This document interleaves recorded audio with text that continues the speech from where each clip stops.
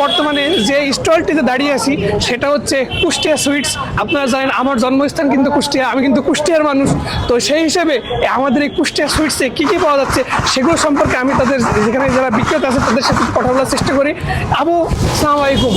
আসলে আপু, আপনাদের এখানে কী কী পাওয়া যাচ্ছে একটু যদি বলতেন।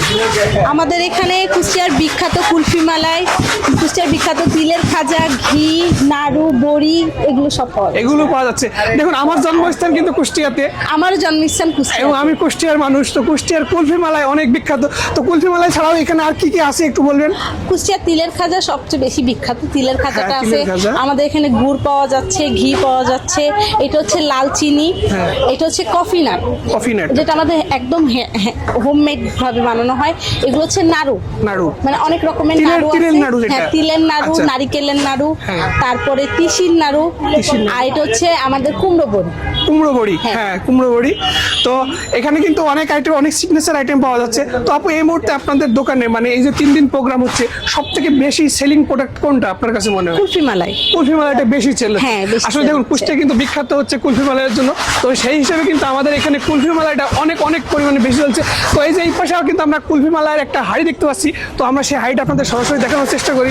এই যে দেখুন, এখানে কিন্তু একদম অথেন্টিক কুলফি মালাই আমরা দেখতে পাচ্ছি। এই যে দেখুন, এই ভাইয়া কিন্তু এই কুলফি মালাইগুলোকে বরফের মধ্যে দিয়ে রাখছে। তো সেখান থেকে কিন্তু কুলফি মালাইগুলোকে উঠায় আমার বিক্রি করবে তারা। তো আপনাদের সরাসরি এখান থেকে দেখালাম। ঠিক আছে ভাই, এই যে কুলফি মালাই আপনারা বরফ দিয়ে রাখছেন, এই বরফ দেওয়ার কারণ কি যদি একটু বলতেন। বরফ দেওয়ার কারণ হচ্ছে আমরা এটা ফ্রিজে ডিপে রাখলে এটা মানে অনেক সময় লাগে, মানে এটা আইস হতে অনেক সময় লাগে, যার কারণে আমাদের কাস্টমারদেরকে আমরা এটা তাড়াতাড়ি খাওয়াইতে পারি না, বলতে লেট হয়। Late হয়। তাই আমরা এই বরফ দিয়ে এটা একটা পাতিলের মধ্যে দিয়ে হালকা লবণ দিয়ে যা খায়া মানে এটা জমাই নিই। ও আচ্ছা, মানে এটা জমানোর পরে কিন্তু মূলত সেল হবে। হ্যাঁ, হ্যাঁ, sell হবে। এটা একদম অথেন্টিক কুলফি মালাই, এখানে কোনো ভেজাল নাই, একদম অথেন্টিক, একদম অথেন্টিক কুলফি। যে স্বাদটা হবে বরফ দিয়ে জমানোর পরে, আইস করার পরে, ফ্রিজ আইস করার পরে এই স্বাদটা পাবেন না। এই স্বাদটা- বরফ আলাদা একটা স্বাদ নিয়ে আসে। আচ্ছা, বরফটা কিন্তু এটার ভিতরে যে কুলফি যে মালাইটা আছে সেটা কিন্তু জমাট বাঁধার কাজে কিন্তু সহায়তা করে। তো সেই ক্ষেত্রে কিন্তু কুলফি মালাইগুলো দেখা যাচ্ছে অনেক সুন্দর। আমি আপনাদের একটু তুলে দেখানোর চেষ্টা করি। এই যে দেখুন, অনেক ঠান্ডা, ওরে বাবা, অনেক ঠান্ডা কিন্তু। তো এখানে আপনাদের সাথে ছিলাম তখন কুষ্টিয়া সুইটস থেকে, আমি সরাসরি আপনাদের সাথে যুক্ত হয়েছিলাম। সে পর্যন্ত অবশ্যই ভালো থাকবেন, অবশ্যই আপনারা ভালো থাকবেন। থ্যাংক ইউ, ধন্যবাদ।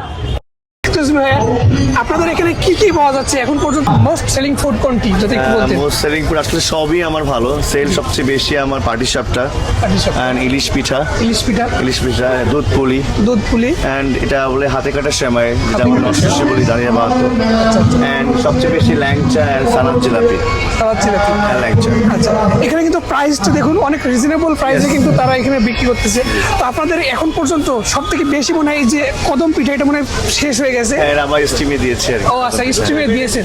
তো আপনাদের এখানে কেমন ক্রেতা কেমন আসতেছে? মোটামুটি টেস্টও বাংলাদেশে যে রেসপন্সটা পেয়েছিলাম, ক্রেতার সমাগম যেমন ছিল, এবং কালকে আমার সোল্ড আউট হয়ে গেছিলাম, হিউজ রেসপন্স। আজকে একটু কম, আশা করি একটু সন্ধ্যা লাগলে আরো বাড়বে। ও, যেহেতু আজকে প্রোগ্রামের শেষ দিন, হ্যাঁ। সেহেতু আজকে সেলিং কেমন আশা করতেছি?